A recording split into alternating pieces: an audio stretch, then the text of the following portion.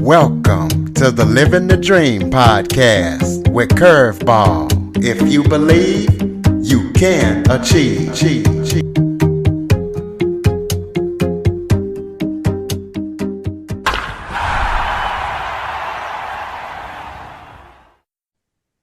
Welcome to the Living the Dream with Curveball podcast, a show where I interview guests that teach, motivate, and inspire.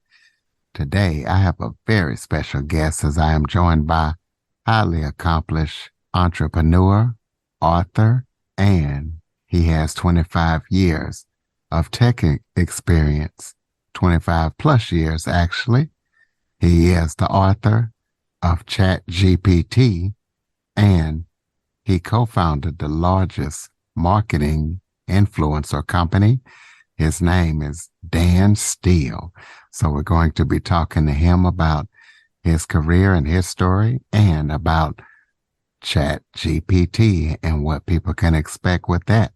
So Dan, thank you so much for joining me today. Oh, thank you for having me. It's a pleasure to be on your show.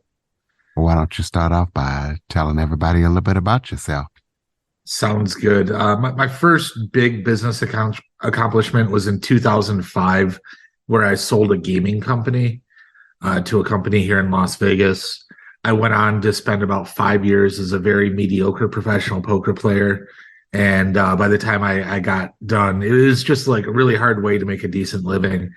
By the time I got done, I said, I should look at getting back into business because I seem to do better over in that field. So I went to work for a company called Silly Bands. We went from $0 to $100 million in sales without spending a dollar outside of social media. I built and executed the social media strategy, and then I stuck around and I helped scale with the business scaling and then working on angel investments for the founder. Much like the person who invented the Chicken McNugget, I did not get rich from that project, but it was a good step back into the business community. From there, I went on to start my own agency.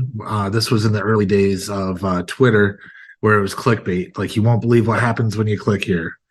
And we were bringing celebrities, can't say who they were because we were under NDA, upwards of $100,000 a month in found revenue when they had never made money off of Twitter. At some point, we realized that the person I was working with, we number one, liked working together. And two, it would be better to be the platform as opposed to being on the influencer side. So we went on and built out a platform, which eventually evolved into what is today Influential. And today, Influential is the biggest influencer marketing company in the world by number of employees and revenue. In 2017, my role changed. At co-founding it, I was the COO, so I worked on product culture and growing the business. Our board wanted to look at bringing in professional management, so my role changed from COO to president. I had to roll my sleeves back down and be in meetings all the time, traveling a good bit. I really didn't enjoy it. And I grew up poor in Michigan and never left North America. So I thought, now's a good time to leave to see the world. I had some money in the bank from Influential, and I spent from May of 2017 until the pandemic traveling the world, consulting on projects. I built a few platforms going back and forth between London and Romania. The pandemic brought me back to stay. I reconnected with my now wife. We're pretty firmly planted here in Las Vegas now, other than we're starting to look at land in Tennessee where we'll build a vacation home and then eventually retire there in, 10, 15 years. So I'm here in Vegas. I do a lot of nonprofit work. The co-founder of Influential, the technical co-founder, Peter, him and his best friend from college started a nonprofit here called Startup Vegas. And this will get into how I got into ChatGPT. Started a nonprofit here in Vegas called Startup Vegas because when we did Influential, there wasn't a ton of infrastructure here. So the idea was to help connect talent and companies and venture capitalists all together here. And we do 3 types of programming.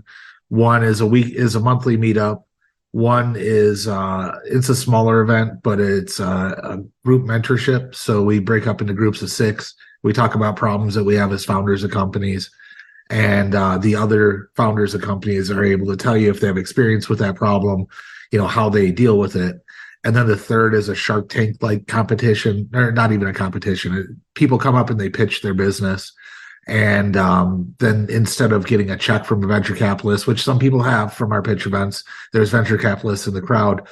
They get feedback from people who've gone through the fundraising process, and they tell them, here's where you can clean up your pitch. Here's, so you can get showtime ready, I guess, is the way that I look at it. And from that, I kind of MC that one, and I spend a good bit of time working with local startups. So onwards to ChatGPT. In the work that I do with the startups, it's very repetitive. I there's just fundamentals in business that you can teach, and it's pretty simple once you understand it. But until you understand it, you run into the wall a lot. So I was looking at ChatGPT, and I'm like, I could use this tool, and I could start digitizing the things that I'm helping these startups with. So that way, maybe I'm not repeating myself so much, and I can make videos. Have ChatGPT help me with scripts. I can make videos, and then I can send those ahead of time so that people can understand the lesson that I'm teaching, and then we can talk through it and be more efficient. And in that, I started writing these lessons. I'm like, wow, this is pretty robust, and I'm able to get a lot of content published pretty quick. I was talking to my wife, and I'm like, what, do you think I could get ChatGPT to write a book about ChatGPT through prompts? And she just kind of laughed, and I laughed, and I went back to my computer that night, and I started messing with it. I couldn't get it to give you, because you need at least 2,000 words for a chapter, and I could only get 400 to 600 words out at a time. So it took me about a week to figure out how to get enough content out of ChatGPT to make a chapter. And from that point forward, I just started sprinting with it. I sat and worked, my nighttime, put the book together, learned how to publish on Amazon, which was surprisingly easy. And then all of a sudden I was a published author, and I was getting feedback from people. And this is a matter of weeks ago, I'm sorry, a couple weeks ago. And I'm getting contacted by people saying how it actually helped them. And, through this process, what I learned and what my hope is now, because I did this haphazard, didn't have a plan, didn't even have a marketing plan. I just published the book and then asked my friends to buy it and leave comments on it. And it seemed to go pretty well. And I'm getting attention and, having conversations with folks like you. What I learned through this process so far, which was just, kind of a goof at first, is that ChatGPT opens up technology to everybody. When we were looking at artificial intelligence 5, 7, 10 years ago, we were looking at all of the blue collar jobs that we thought it would replace. Self-checkout, you can walk, there's airport. I was in the airport in Nashville, and you can walk into the store with a credit card. You put the credit card in, and then you walk out with the items that you want, and it just bills you, and there's no person. And that's one way that is kind of taking jobs away. And people were really worried about, truck drivers, which are the backbone of our country, taking that away. And the streets just aren't designed for self-driving. So you need at least the last mile. Not too many jobs were disrupted. But man, is ChatGPT and OpenAI really opening up and democratizing technology? So, for instance, I was able to make a website, build content, make video content, get everything going. It's going to take a while to launch the website, publish a book, and get it out there on the internet all by myself, with the only help that I had was from my wife, who made some graphics for me. And I've worked in technical spaces, but I've never written a line of code. And my hope is I'm learning with this new project and this new pursuit on my nights and weekends, that I can help expose how helpful it can be to anybody. And the tools that big corporations have to lead in search engine optimization, to make good content for their social media, to make good content for their website. All of those things are now available to everybody. And if I can help a couple people embrace it and really thrive in it, I really think I'm doing a good job. Well, that's one thing my boss was saying, how he thought we should check it out. So definitely wanted to have you on. So let's talk more about the chat GPT uh, and creating content, because I know you can create lyrics, you can create all kind of stuff as you talked about, but what happens, or do you think it's possible if, let's say, I had it to create me a song? Who's to say somebody's not going to come back if that song takes off and says, hey, you know what? I wrote that program. I deal with Chat GPT. I need my money from you. How do you know the content is actually original, or do you know? That's so number one, every dollar that I'm making from the book sales, I'm just keeping put away in case I have this problem. I believe, to my understanding, that the content that I make with ChatGPT, it can't be copywritten by them or by me, meaning that it's just fair use for anybody out there. So anybody, if you want to, you can go buy a Kindle copy of my book and publish it, and there's nothing I can do about it. You can write the book on ChatGPT too. Actually, I did the book on ChatGPT, and then ChatGPT 4 just launched 2 days ago, and my book on ChatGPT 4 just went up today on Amazon. I don't think there's anything you can do about it. Where it gets really interesting, and I'm not a lawyer, I'm just a curious person, so I don't have any legal background, is the information. So the way artificial intelligence works from a high level is you have a computer that's trained to process images or words or songs or video. And in the early days, you would train, a picture of an orange. Actually, when you use the CAPTCHA system, the I'm not a robot, and it's like click everything that's a school bus here. You're actually training somebody's artificial intelligence by saying that's a school bus, that's not a school bus. And the way OpenAI started, they had just a bunch of people training it that this is a school bus. And then they opened it up to the public, more in text than a school bus, but you get the idea. They opened it up to the public and started getting more and more inputs. And the more inputs and the more data that it puts in, the more it learns. But there's definite copyright troubles, and I think it's going to take us years to figure that out.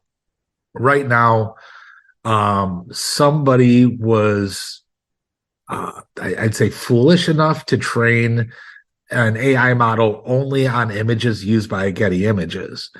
And Getty is a very wealthy, powerful organization, and they have the legal chops to kind of say, hey, what the heck's going on, guys? And they sued the people, and we'll see. That'll start to set precedents.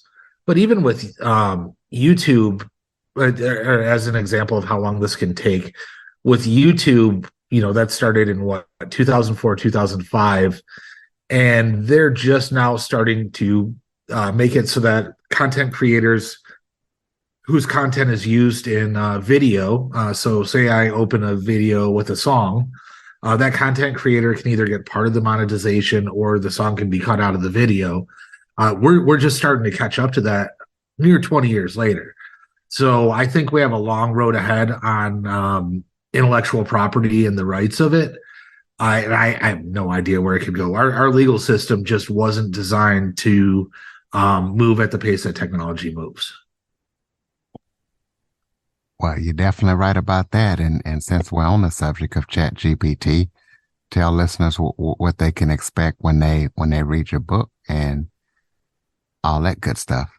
Okay. So the first book, and like in the conversation, I was like, well, what if I wrote the book on ChatGPT? So the book is called The Book on ChatGPT. So I could walk around and say, hey, I wrote the book on ChatGPT in a kind of cheeky way. With the book on ChatGPT, we go through and we break down, the origin, what AI language models are, in a little more in depth way than I did in the previous 5 minutes of this episode. How it's trained, potential biases, and places where it can improve.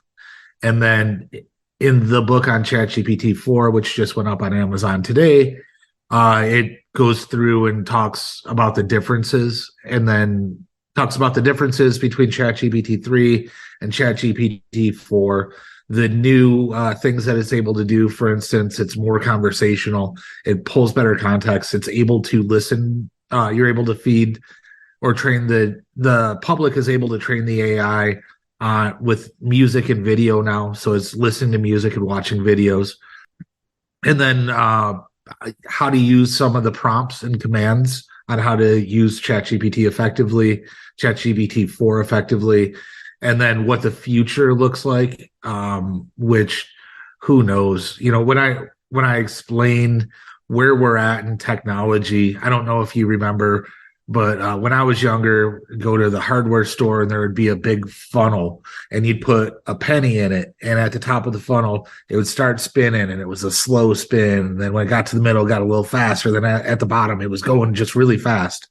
And I look at the invention of the internet that, you know, back in the like 70s and 80s when they were just able to message each other across the world is the very top of that. And then in the 90s when it became open to the public, it, you know, gets down to like 3/4 of the way up. And then with the smartphone, we get about halfway down, and now we're down at the bottom, and it's turning and spinning so fast that anybody who claims to understand where it's headed is not being genuine with you. Well, let's talk about what technology you feel that's going to have the most influential and short-term impact. So, for the everyday person, like I said, it democratizes everything. So you know, 5 years ago, I was starting a business. I went to my friends who, well, they do movies now, but they did a commercial for me back then. I spent about $5,000 on the commercial, and that was getting, you know, really good deals. It was a great quality commercial. Couldn't ask for more. You know, it was like professional quality, like the ones that they pay, you know, $25,000-$50,000 for. And I was able to chop it up into different bits, and I was turning it into marketing materials. That now I'm able to make videos. I can either type in what I want the video to be, contextually, or I can ask ChatGPT to write a script for me. I can have it convert articles, whatever, and I can turn that into video. That's just one example of the things that have changed. Another is search engine optimization. So let's say I sell cupcakes and I'm starting a cupcake business, and there's a bunch of cupcake shops in Las Vegas. And they all have been there for a while. There are keywords that people search, and I can go in and I can tell ChatGPT, hey, these are the keywords that I really need to hit on my website. Will you make a front page for the words for the front page for my website? And it'll spit out keywords that are rich in the keywords that you need for your website. And you can speed up. You usually search engine optimization on the low end for a small business, you're paying $1,500 a month for it. Big companies are paying $25,000, $50,000 a month to compete. And now somebody that wants to take the time, you got to read some articles, you got to do some work, but somebody that wants to take the time to understand search engine optimization can go in and compete with big corporations on search terms that are important for their business without having at the low end $1,500 a month, at the high end $25,000, $50,000 a month. So for those who want to check out the ChatGPT and have never checked it out, tell them how they do that, website, any apps, or how do they get to it and check it out? Sure. So there's just the data and text of ChatGPT. You go to openai.com and then you set up a username and password, and it's free to use. You can my initial uses, like the first things I did, one was I was writing a long email and I'm like, hey, can you correct my grammar here?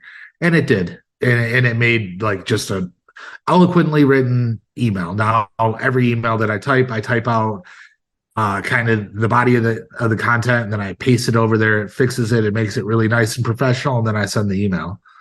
You can ask it questions like I learned a lot. Yeah, my dog turned 2 yesterday, and in my experience, this is something that I never looked up on the internet. Just when a dog turned 2 is when you started feeding it adult food. Well, it turns out since my dog's only 25 pounds, it should have went on adult food like 6 to 12 months earlier than we're starting to make the switch.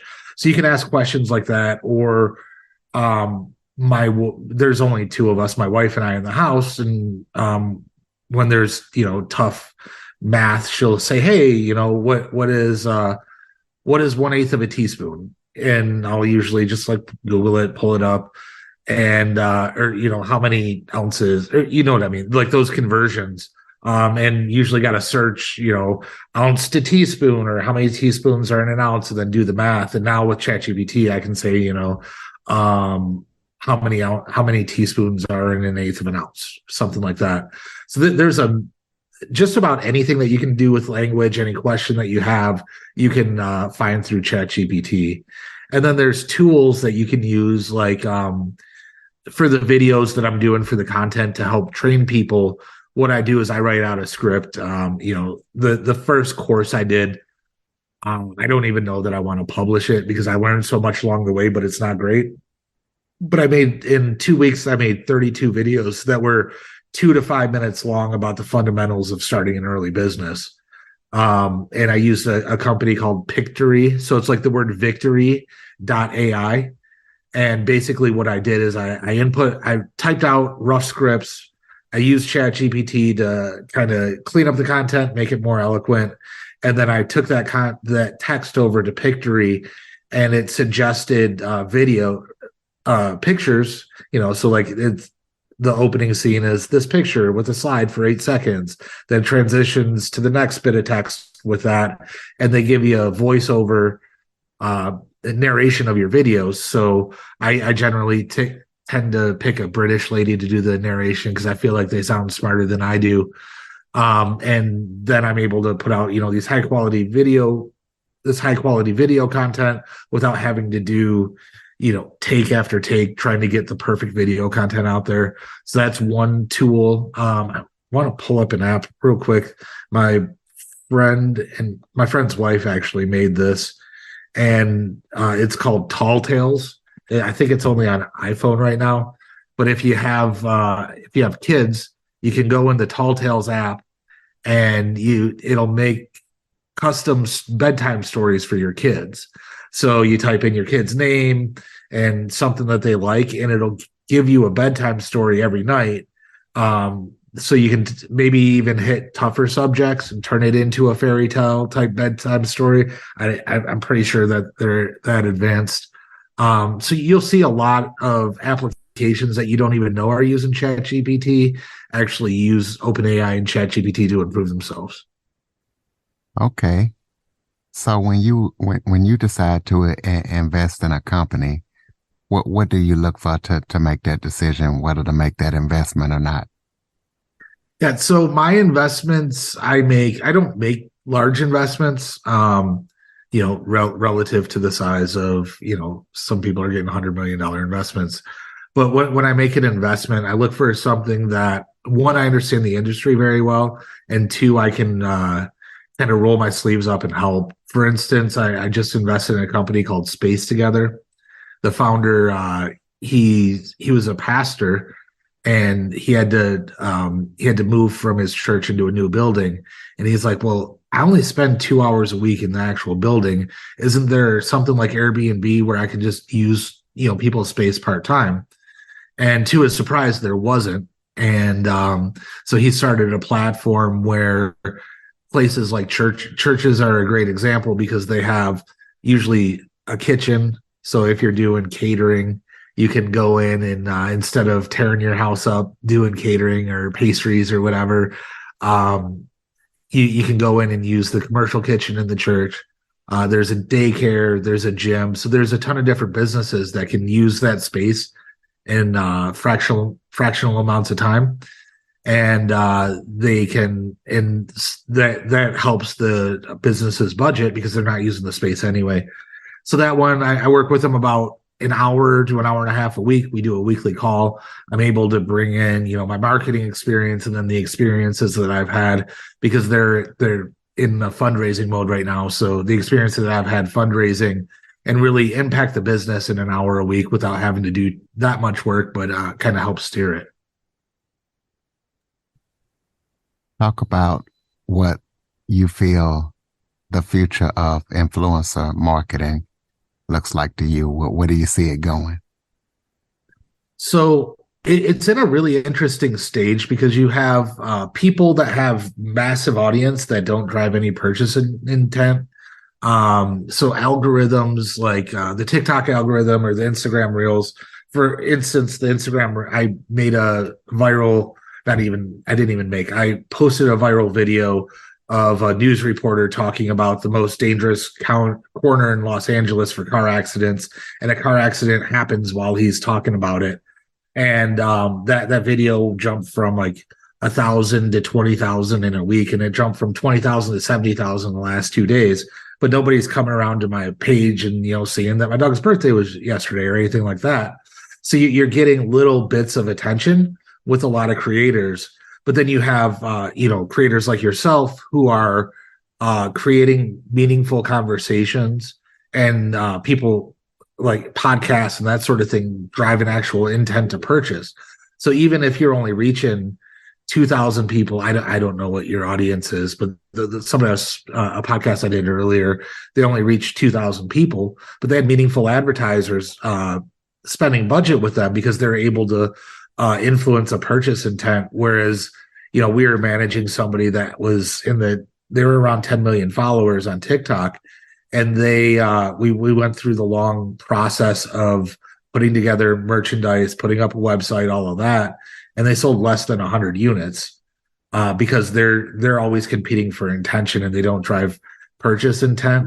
So I think the more custom, bespoke audiences where you can reach and talk to people on a real basis, I think that those like micro communities are going to be more important than somebody with 25 million followers.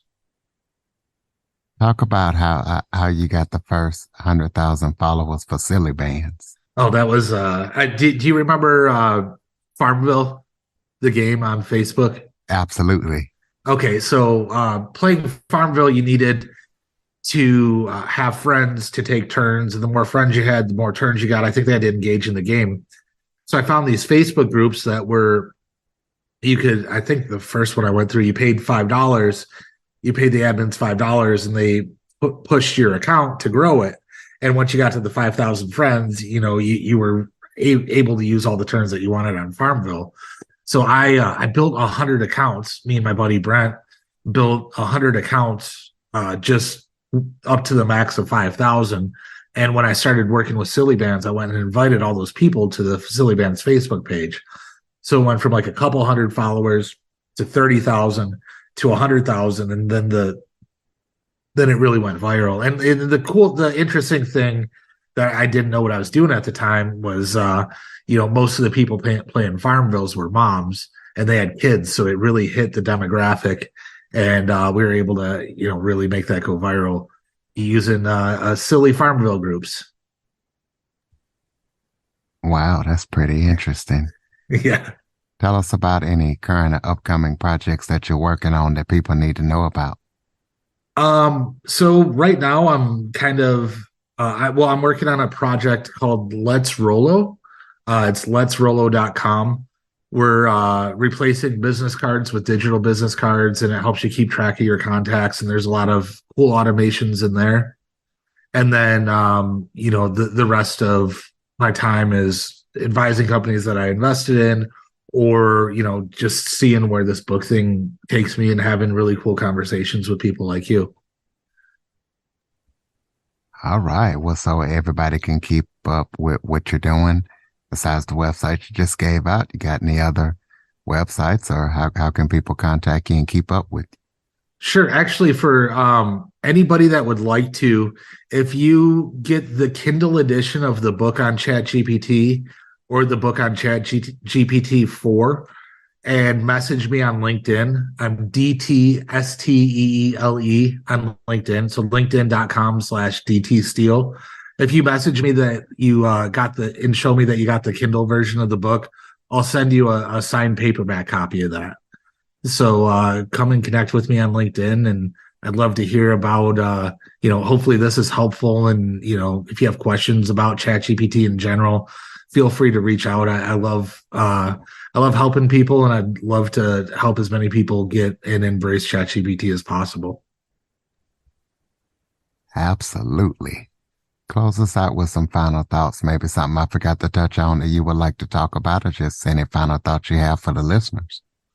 So it can be scary seeing how fast all of this is happening and how much content you can make and that sort of thing. But you can't fake authenticity. So they'll never be able to make another Dan Steele or another Curveball, right? Nobody will be able to speak exactly the way that you speak, or the way that I speak. And being authentic and genuine is important. And I'm sure that's why people listen to your podcast. And just people need to realize that we aren't going to get taken over by machines. This is more like a calculator for words than anything. And it is a cool tool, making it available, making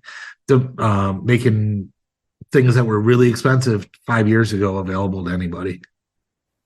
All right, ladies and gentlemen, Dan Steele, the author of ChatGPT. If you haven't checked it out, go check it out and, get Dan's books and check out his videos. If you need help learning how to use it, follow, rate, review, share this episode to as many people as possible. Let everybody know about ChatGPT. It's pretty neat. Any suggestions on guests or topics, cjackson102@cox.net. Please be sure to tell a friend about the show. And as always, thank you for listening. Dan, thank you so much for joining me.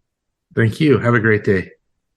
For more information on the Living the Dream podcast, visit www.djcurveball.com. Until next time, stay focused on living the dream.